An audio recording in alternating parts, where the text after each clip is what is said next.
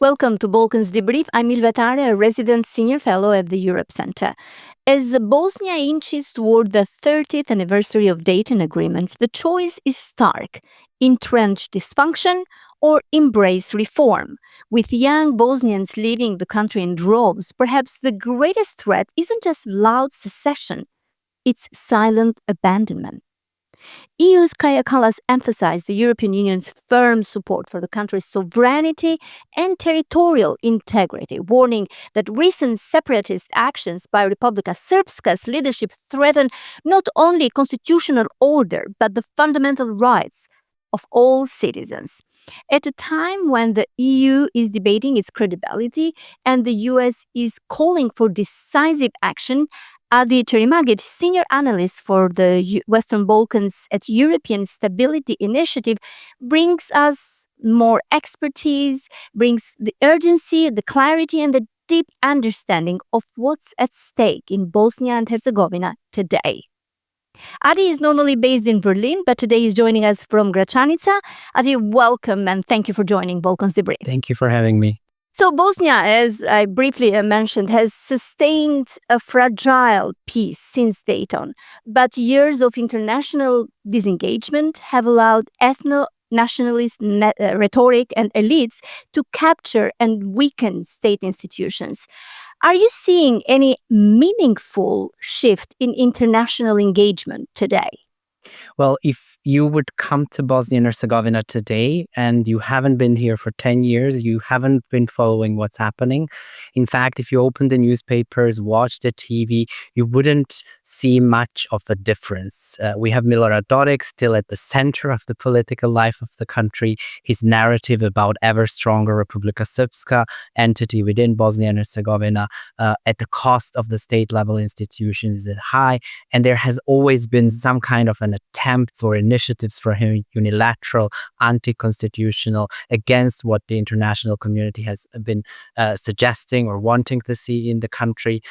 So in that sense, nothing much has changed. However, what has really drastically changed is how far he and those who support him have went. So it's not just about adopting laws and constitutional court striking or suspending them. It's not just about whether international community can use sanctions and push back against his agenda, because what we see is that his grip over some of the institutions in Republika Srpska, in particular Ministry of Interior, but also the parliament and the government, have actually led to him going further than before. So they're adopting regulations that should collapse state-level institutions. He's announcing and debating new constitutions, which draft has been adopted. The new constitution foresees possibility for independence, possibility for confederation with Republika Srpska, own military, own intelligence agency.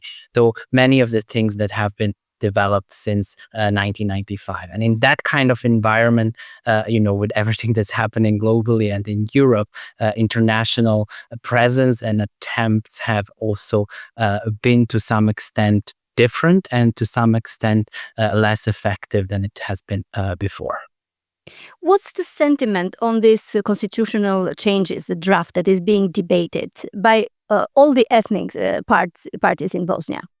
Well, usually we say Bosnia and Herzegovina is ethnically divided. It's about Republika Srpska and Serbs against the state-level institutions and international community. But in this case, because of its origin, the latest attempt to attack on the state-level institutions has started as Milorad Dodik's reaction to his first instance ruling by the court of Bosnia and Herzegovina. So, in fact, in Republika Srpska itself, we have a very strong voice from the opposition, which actually since 2006, for the first time, has found a compelling narrative saying, well, all of this that Milorad Dodik is doing is not making Republika Srpska's autonomy stronger or more safer.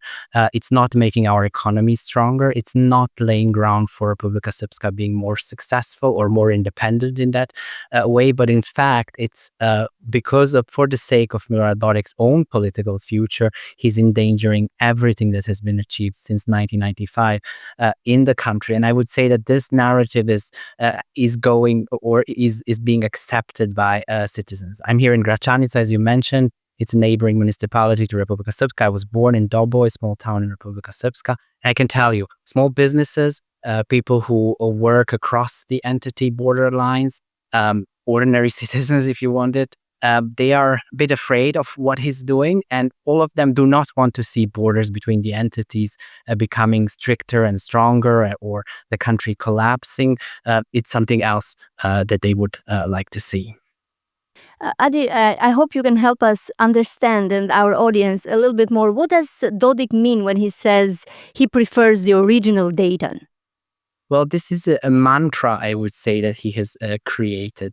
Of course, back in 1995, when the Dayton Peace Agreement was signed, we had almost three mono-ethnic territories that were, the result of the war, of expulsion of 2 million people, 100,000 dead, genocide in Srebrenica.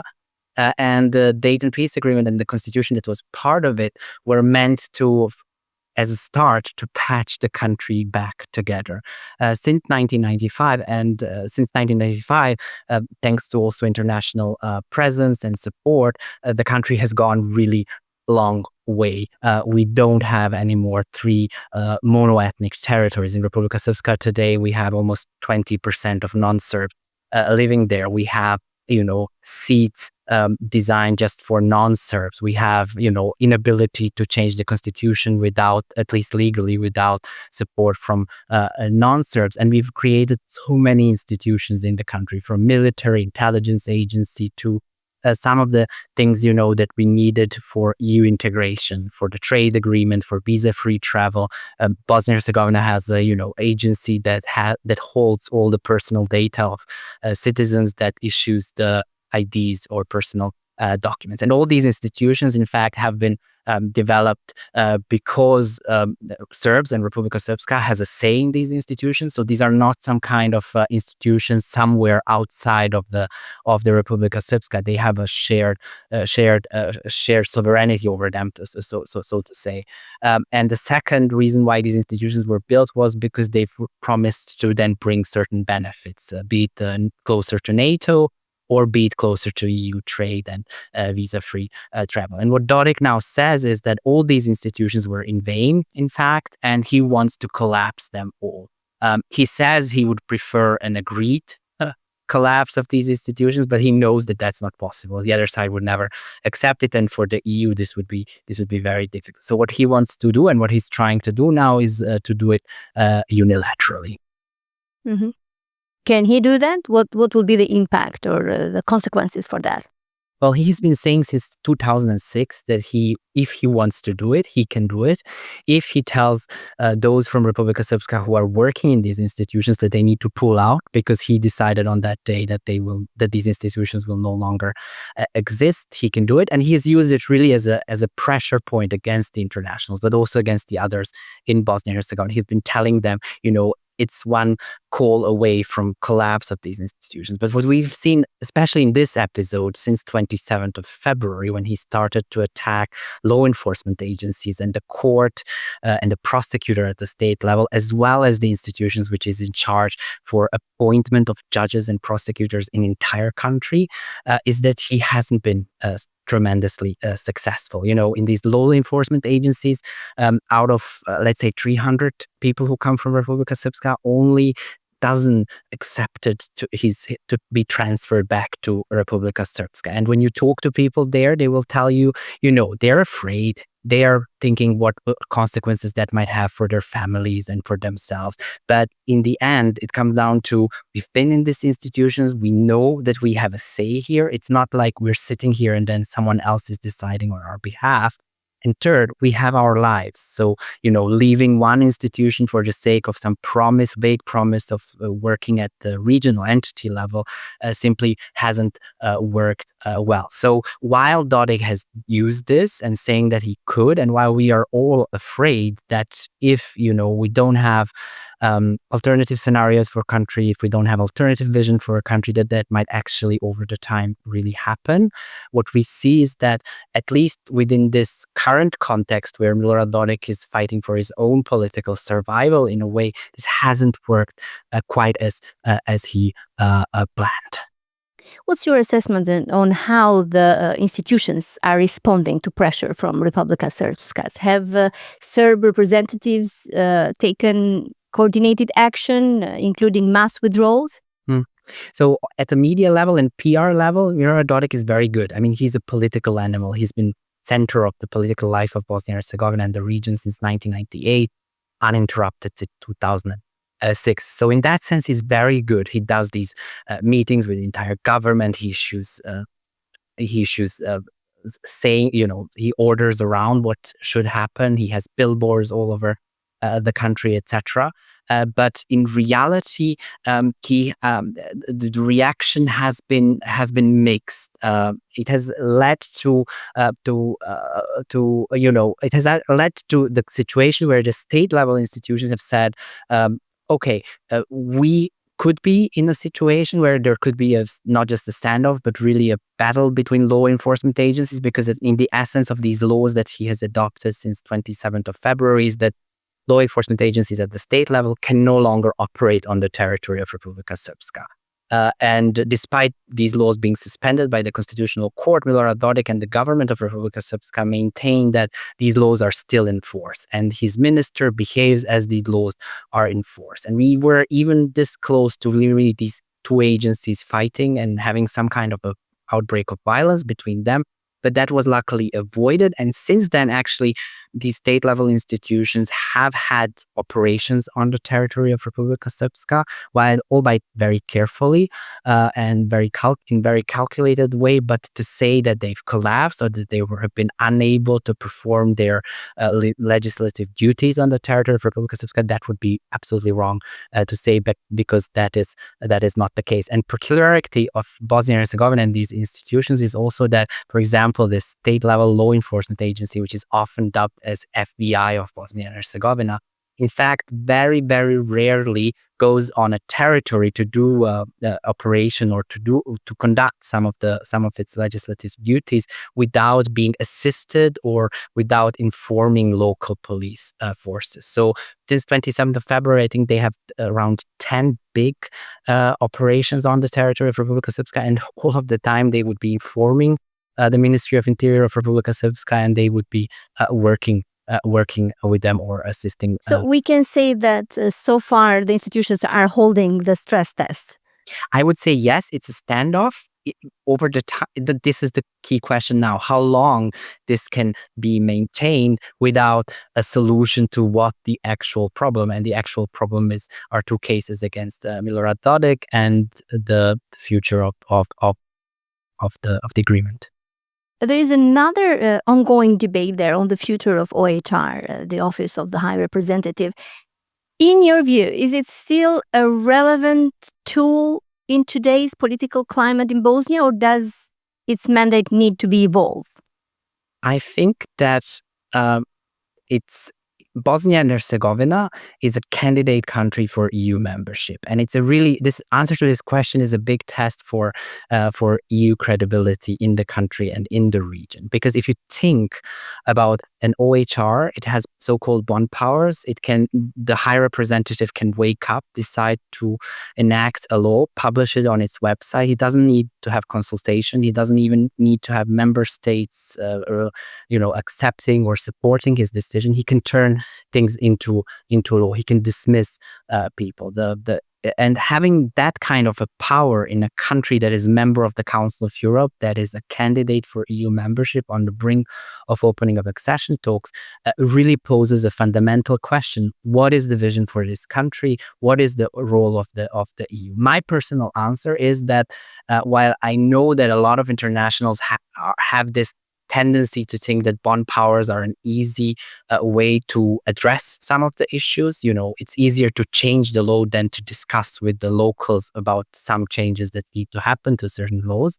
I think this has always made things more complicated in the country. And there are empirical evidence that show that, in fact, for the internationals, then it took more efforts to actually deal with the aftermath of the use of the bond powers than it would have been, like in any other Western Balkan countries, to try to convince through diplomatic and other means to move to a certain kind of a reform. So if you ask me personally, I think that the bond power should have been phased out a long time ago.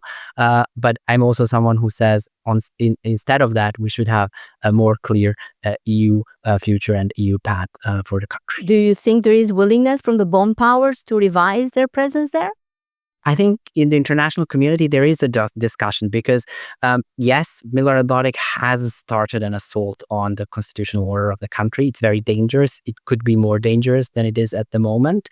And it is an issue that needs to be addressed. But underlying that, everyone is aware that these courts cases against Milorad Dodik would have not happened if there wasn't for intervention of the high representative. And they are aware that, defending of these interventions by the High Representative today are solely transferred on the domestic institutions. So why do we need intervention by the High Representative? Then, the entire system then needs to be defended by the local institutions. So I would say in the international community, there is at the moment discussion on really behind all these attempts to stop and halt what Milorad Dodik is doing. And that is fundamental. That is the most important thing. And there is a discussion about what the future of the use of these powers should be. And that's my question. Where is Milorad Dodik? Does anyone know? Well, Milorad Dodik at this moment seems to be in Banja Luka, seems to be in his hometown. He has, he has been traveling around, although he should have not been. He should have been stopped by the border police on his way out of the country or on his way back to the country. But he has been to Israel, Serbia twice, and to Russia.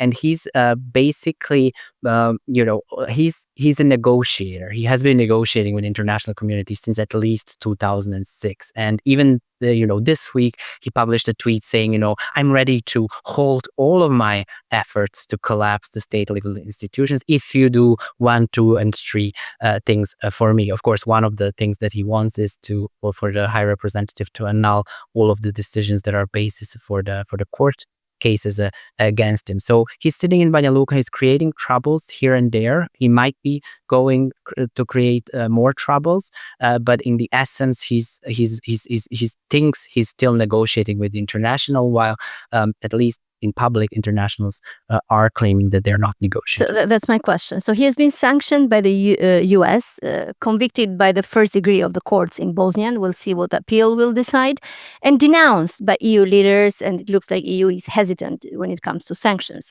But what is he negotiating, really? His long-term strategy, a new political backing, or simply a deflecting attention?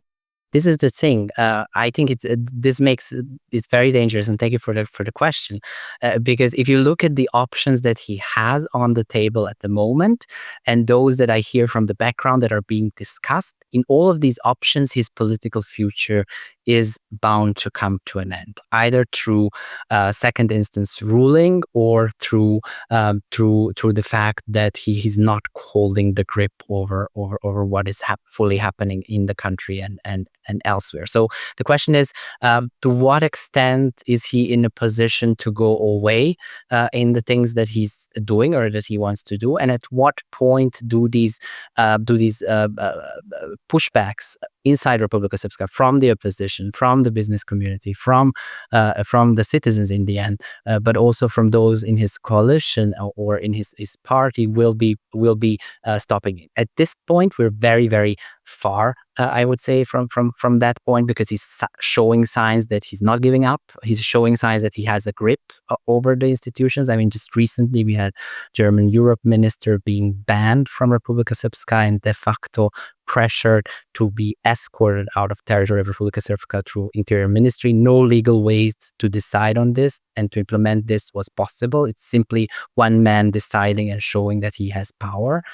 So in that way, this is why the situation is very dangerous, because it seems that, at least from what we hear in public and what the background noise is, that he doesn't really have a way out.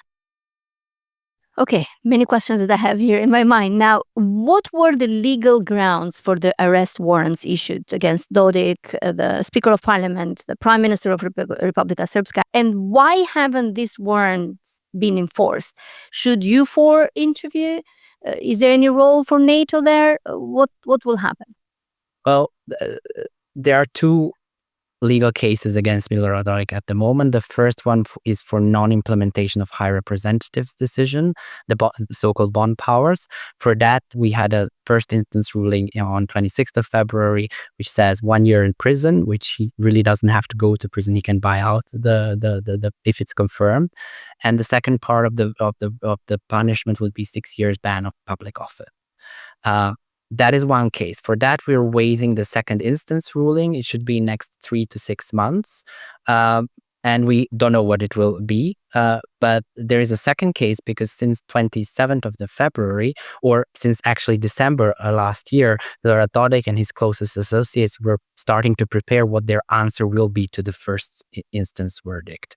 And they have been colluding and preparing all these laws, the new constitution, and attempts to basically ban state-level institutions from the territory of Republika Srpska. And the public prosecutor at the state level has initiated an investigation in December last year into an attack on the constitutional order of the country. So the arrest warrants, which were publicly announced in mid-March, relate to the fact that in this other case, they were asked to come for questioning. They did not show up several times. And the second, because after the Constitutional Court suspended the laws that were adopted, they've continued to implement these laws. So the court said, okay, first, you don't want to come to questioning, and second, you're continuing alleged or where you're a suspect for a criminal act. So this is why we need to arrest you. And why isn't that happening? It has not happened because the state level FBI, as it is dubbed, usually does its operations in cooperation with the local law enforcement agencies. So, in fact, he's in Banja Luka. He should be arrested by this state-level FBI, but they should be, announcing it or asking for assistance from the Interior Ministry in Republika Srpska, where Minister of Police has said this is never going to happen. And second, Milorad Dodik has showed through the fact that he's been going from one border to another several times, and through sending police officers to escort the Minister for Europe in Germany, that he actually has a full force. So everyone is afraid. I would say everyone is calculating whether this kind of arrest would provoke further instability or insecurity. Mm-hmm. You did mention several times during our conversation the importance of the EU path for Bosnia and Herzegovina. What were the messages of from Kaja Kallas this week actually during her visit? What was the main message? Well, she came. I mean, her visit is ad hoc. It wasn't planned, so that means she came to Bosnia and Herzegovina with several messages, I would say. For me, the most important message was that she elevated the protection of the constitutional order of the country at the level of what we have been hearing in the past when it comes to the protection of sovereignty and territorial integrity of Bosnia and Herzegovina. I think this is an important step forward by the EU to show how it understands what Milorad Dodik and those other suspects in this case are trying to do. Second important message has been related to the EUFOR. There's been a lot of this debate whether EUFOR should be supporting law enforcement agencies in an arrest. And I would say that the answer was clear no, that the EUFOR would not, and it is up to the domestic institutions to do that.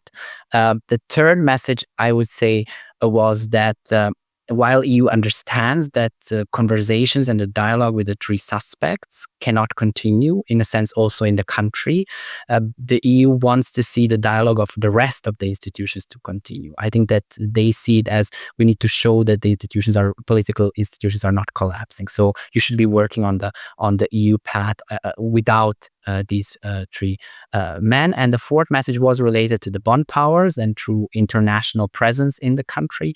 Kallas repeated the old EU policy of need to phase out these powers, and I think it was a hand given to not just the opposition, Republika Srpska, but also people around Milorad Dodik to say, okay, EU is maybe giving us a legal and orderly way to achieve our policy goals of getting rid of the bond powers and the OHR. Why would we then do it illegally, unilaterally, and with the threat of the violence? Looking ahead, Ade, what are the most likely scenarios in the coming weeks? Escalation, political paralysis, or a renewed international engagement?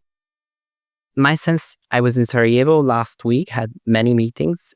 My sense is that there is a level of frustration in Sarajevo, in particular when it comes to the lack of support from the EU, and let's be direct, from EUFOR, when it comes to the arrest warrants. While people in Sarajevo have been very much focused on the fact that simple arrest of Milorad Dodik and the two other suspects would be a symbol of rule of law is functioning, the state institutions are working, and no one is above them, and that would be a strong signal to anyone around Dodik who wants to continue this assault on the constitutional order, that they should stop and that they should not be doing. While I would say on the EU side, there is more consideration about what would that mean overall for the security and stability in the country if the operation would go wrong and we would have casualties and other things. And second thing, more strategic, what would happen in November? Because unlike KFOR, for example, EUFOR mission needs to be renewed every November in the UN Security Council, and Russia can block it. And I think at the strategic level, a lot of voices in EU are afraid that participation in one of those operations might lead to that. So those are the current considerations. I would say long term, I think, or medium term, I think things will go on until we have a second instance ruling. If the second instance ruling really confirms that Milorad Dodik needs to step down, and if the ruling will be implemented, then some kind of a solution for really enforcing rule of law in Bosnia and Herzegovina will be needed. Otherwise, I'm afraid that the scenario will be I would say very dangerous, in a sense that people will have a sense that rule of law is not important, or at least not. And security in the region also maybe. Exactly, frustrations mounting. More problematic. When is supposed the second ruling to be? It should be in the next 3 to 6 months. It's very difficult to. So there is not a clear timeline. So when there is no clear timeline for that. Adi, thank you so much for joining us and sharing your valuable insights in such critical times for Bosnia and Herzegovina. And thank you for our viewers of Balkans Debrief for watching us.